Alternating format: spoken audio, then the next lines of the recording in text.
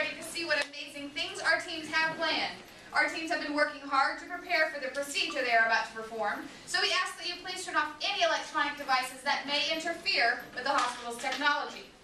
I am pleased to present to you Team Freedom 1960 from Klein High School.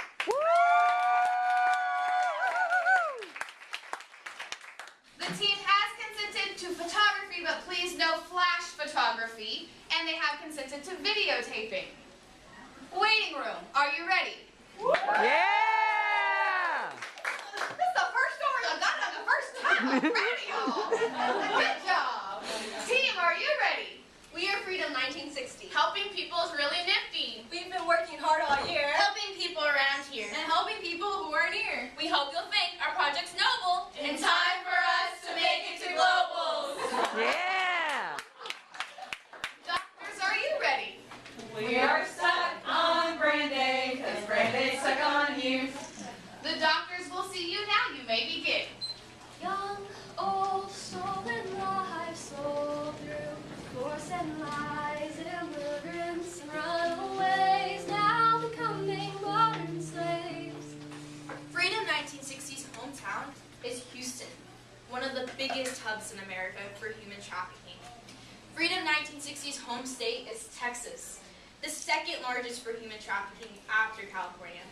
So when we first sat down to decide our project, it didn't take long for human trafficking to come up.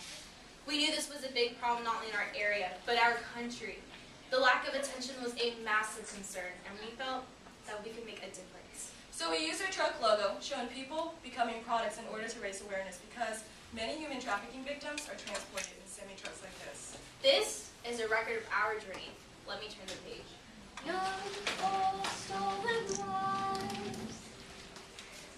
We started researching, inspiring our first puzzle piece, comprised of facts which were difficult to confirm because of discrepancies in our internet sources. But we were still able to set our wheels turning. After sorting through our research, we learned the average age to first be human trafficked and barcoded is 12 to 14. So not only was this a huge problem in our area, it was also near our age group. We continued our research by meeting with our community partners who worked in the subject area. We first met with Ms. Tasha Rogers, our district's crisis counselor, who has worked in law, interviewing victims previously. Human trafficking mainly happens in massage parlors and beauty salons, especially along FN 1960, a road that we use in our daily lives. This close proximity to home inspired our team and brand name, Freedom 1960. We next spoke to Officer West, who has seen the crime firsthand. Human trafficking is a trade of human lives. We felt this definition was vague, so we used our research to create our own definition of human trafficking: the buying and selling of captive bodies for sex, labor, or organ trade. Finally, we spoke to Ms. Lori Nieves, an active volunteer from Redeemed Ministries, an organization that helps restore the lives of sex trafficking victims. Lots of these girls are targeted online. You need to make sure everybody has their social media accounts on private. Sold through force and lies.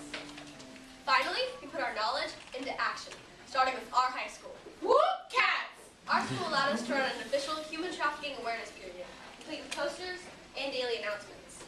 After a short time, we added a poll to our school's website to give students a chance to interact with what we had taught them. Poll participation was not as high as expected, but in the hallways, we heard students talking about the information we shared and saw firsthand the effects of our actions. Everyone was caught off guard by how little they knew about human trafficking. We also presented our human trafficking research to various school clubs. Hey, we're Freedom 1960, Klein's DI Project Outreach Team. Our project this year was to raise awareness about human trafficking. Close your eyes, please. Raise your hand if you don't know what human trafficking is. As it turned out, lots of our friends had no idea what was going on in their own streets. So we told them a little about human trafficking. Whoa, I didn't know that affected our community. How can we help? Here, by spreading the word, you can add a big part of our journey to our puzzle. Hashtag fight modern slavery. Immigrants run away. Even though our initial target audience was the students attending our high school, we realized it just wasn't enough. To expand past our school walls and reach people directly, we spent weeks designing and creating our own human trafficking awareness flyer.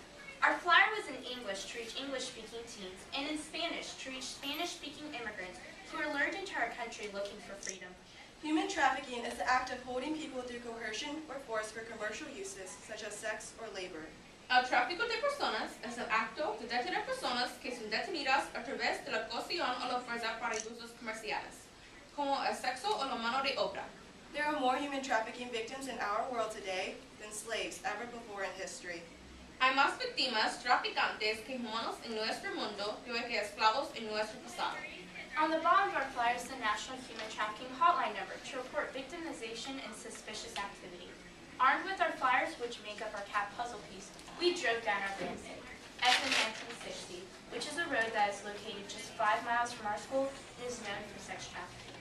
We went into various businesses along FN 1960, like truck stops, fast food restaurants, and motels, and asked if we could put our flyers up in their bathrooms, where victims had the best chance of taking the hotline number without being seen. We even went into empty guys' bathrooms. Believe it or not, most businesses were very supportive and very futurist down. Due to bad weather and waiting for management, we weren't able to post as many flyers as we wanted to, but we were still able to post 75 flyers along FN 1960.